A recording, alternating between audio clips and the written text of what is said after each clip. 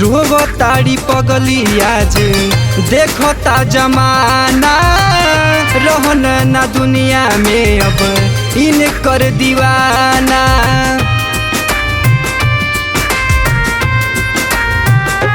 हाँ मारी के मुआई दिहलस भाई बाप जीजा, काहे के पूरा कैलस इनकर नतीजा।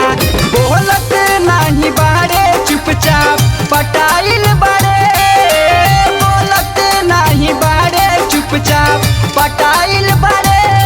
इनका सोना आज कफन में ढकाइल बारे, आरती छोटू तहरा अर्थी पे लेटाइल बारे।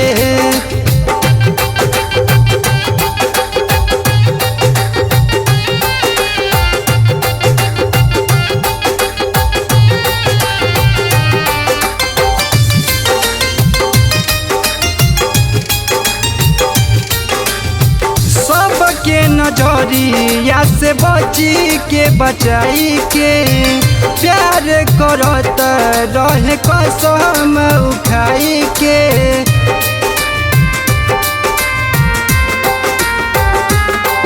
मारी मारी के मुआ दिहले, अपने ही लोग धोखा दिहले।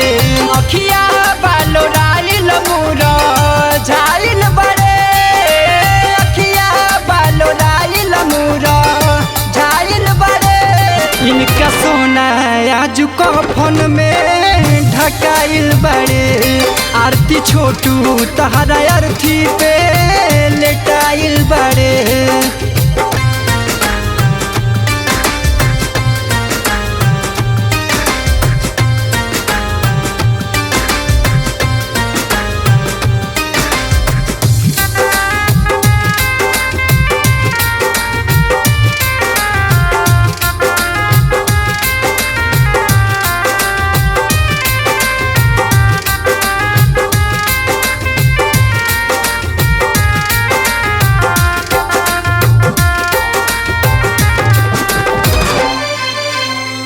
प्यार के दुश्मन समझी नहीं पइले, बिजली के तार में इन के सटइले।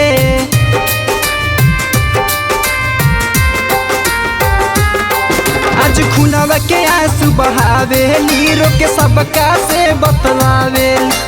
करे वाला प्यार कहवा पराइल बड़े, करे वाला प्यार कहवा पराइल बड़े। इनका सोना आज कफन में ढकाइल बड़े, आरती छोटू तहरा अर्थी पे लेटाइल बड़े।